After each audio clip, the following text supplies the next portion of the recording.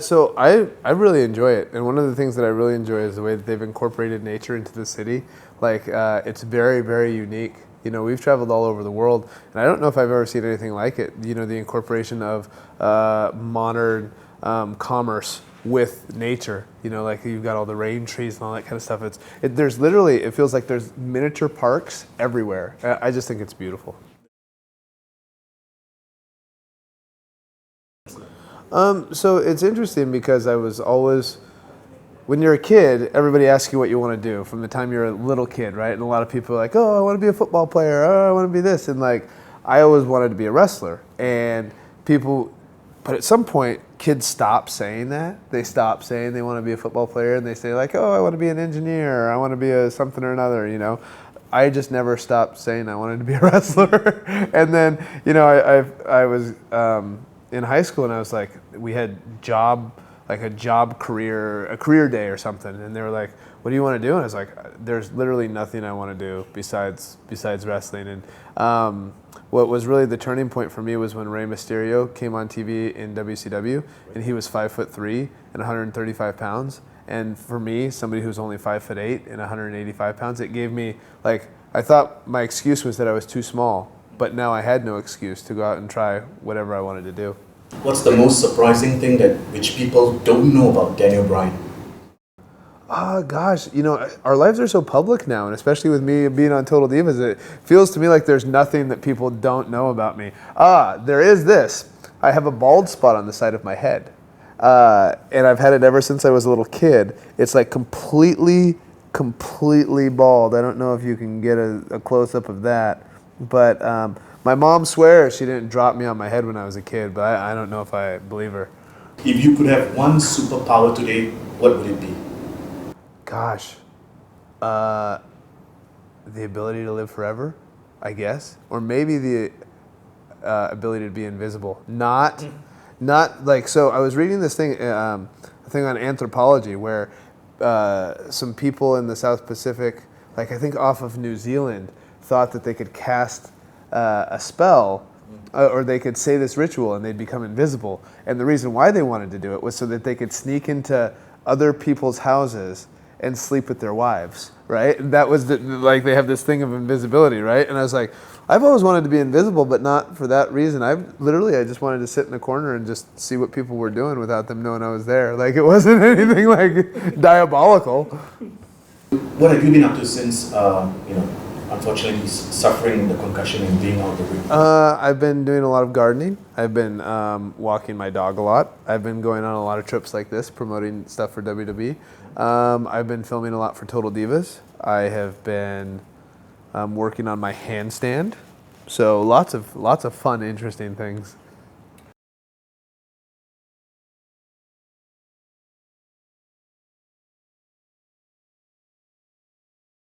No, you know, it's really interesting when, because people have been asking me about that the last couple of days, and it's the first time I've heard it. I've been doing jiu-jitsu and stuff since, really since 2002 is kind of like, but last year was the first time I ever put on a gi.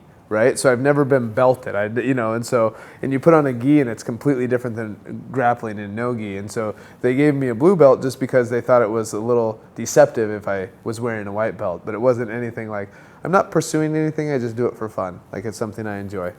How do your interest in pro wrestling and the environment, how do they come together? Well, I think the way that they came together is that you have a lot of time on flights to sit there and do nothing. So some people like to watch TV shows on their iPads and all that kind of stuff. I like to read. And at first I was interested in social justice issues, especially in like Latin America and South America and that sort of thing. But social justice issues inevitably lead to environmental issues because they're kind of one and the same.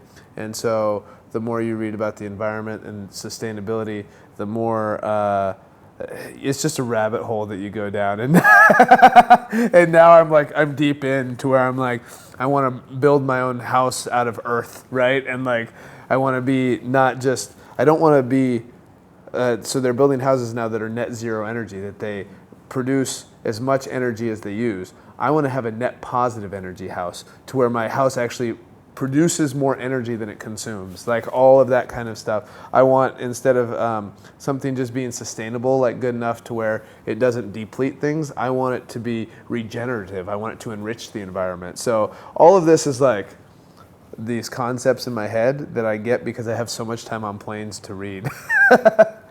Talking about reading, tell us about this Labor of Love. Yes, so this is very interesting. This is my book, Yes, My Improbable Journey to the Main Event of WrestleMania, which is very difficult when people are trying to promote it. Like when people are like, oh, yes,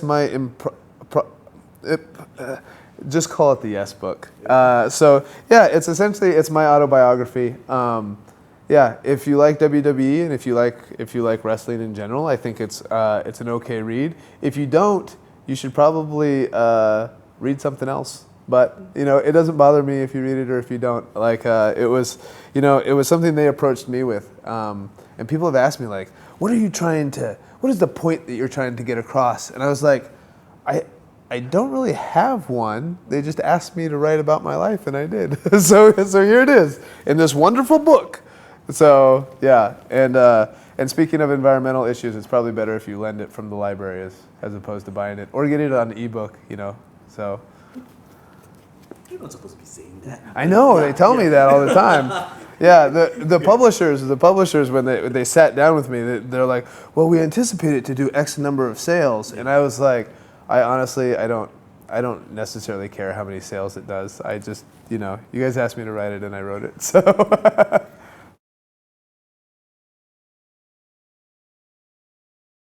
So it's interesting because I think Sheamus is excellent as far as a wrestler. I really do. Like, he's one of my favorite people to wrestle.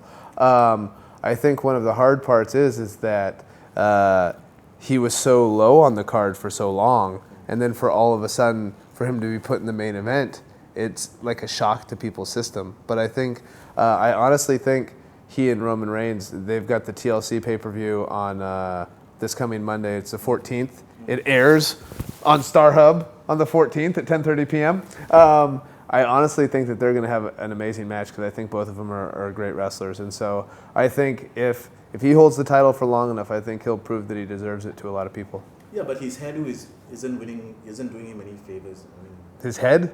Just hairdo. I thought you said just his head, like the look of his head.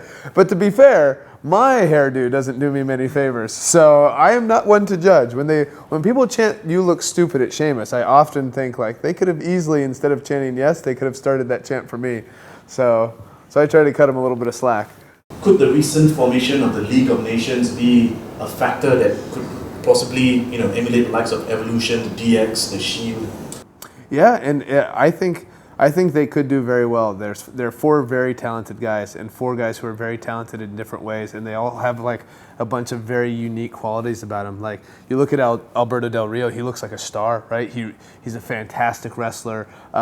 He's got almost like this it factor right about him, and I think Rusev is just amazing to watch, especially for somebody who hasn't been in wrestling for very long. Wade Barrett is an extremely good wrestler and a great talker, and I've already said how much I think I respect Sheamus. So I think the 4 of them together, if they can like gel the way that certain teams have gelled, like the 4 Horsemen, like Evolution, like the Shield did, and really become partners, that would be they could be a force to be reckoned with.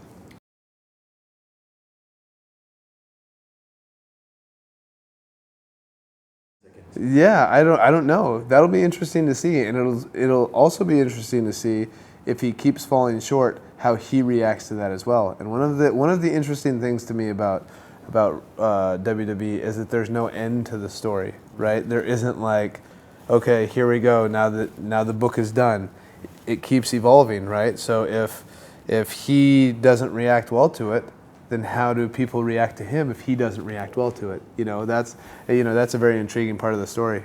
Talking about the WWE universe, back in 2013, you intentionally or otherwise started the Yes movement, which is now part of today's pop culture. How do you feel about being part of this historic phenomenon? It's really weird, right? Like, it's really weird being like this small town guy, and you see it in weird places too. Like, I saw it in like it was like a junior World Cup soccer game. Like this guy scored a goal and just started yesing and stuff. And it's like, how does that guy even know I exist, right? Like it's just, it's really strange. And, especially when you've seen it in big environments. Like they invited me to the San Francisco Giants World Series parade for baseball in the United States because one of the players started doing the yes chant. And it really caught on in San Francisco. And it's like, wow, this is like a big deal here. And like half of these people who are doing this, more than half, don't even know who I am, And so it's just, it's super cool. It's fascinating to watch.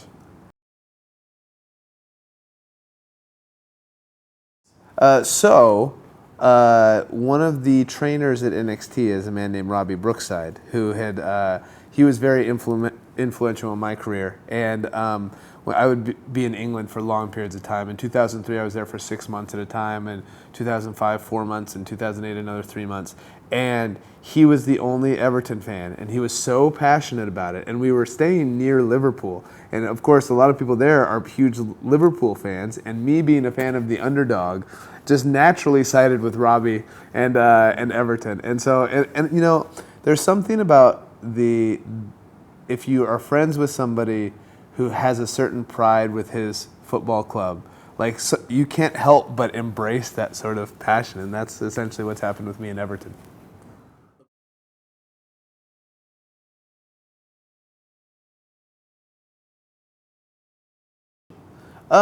It's interesting because I honestly don't know.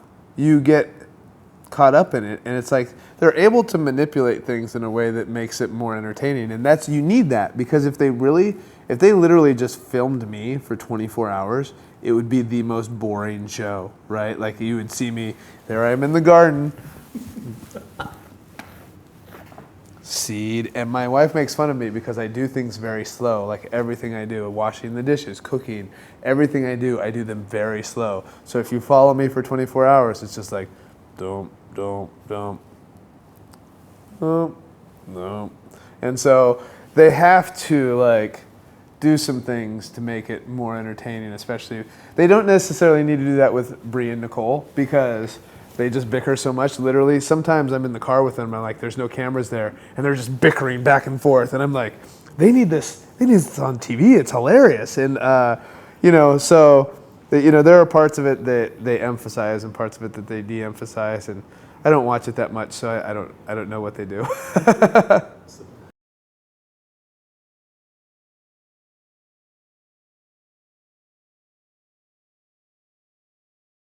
Okay, the thing that's left is artistic perfection. This idea of pursuit to being the perfect wrestler, right? Which never happens. It's like being the perfect martial artist. It's a pursuit with no end goal, right? It's like trying to live the perfect life. You never get there, right? And that's part of there's always something to strive for. So when people ask me that, like, oh, you've main evented WrestleMania, you've won every title, you've done this, you've done that. Why would you even, if you've had neck surgery and if you've had X number of concussions, why would you even want to come back? And it's because, well, one, because this is my passion and this is what I love, but two, I haven't reached artistic perfection yet. And there's no such thing. You never do reach it, but it's that pursuit, and as long as you are still wanting to pursue that, like, I don't want to do anything else. But my dream opponent is actually Brock Lesnar at WrestleMania. That is that's the match that I want. I think that is like a really cool match, and I think it's a match that would be different than any match people have seen in WWE. Suplex City, which is, I don't know if WWE would do it because I think that they might kill me. But they think that he might kill me. But I know I've got some tricks up my sleeve. So yeah, that's the match that I really want.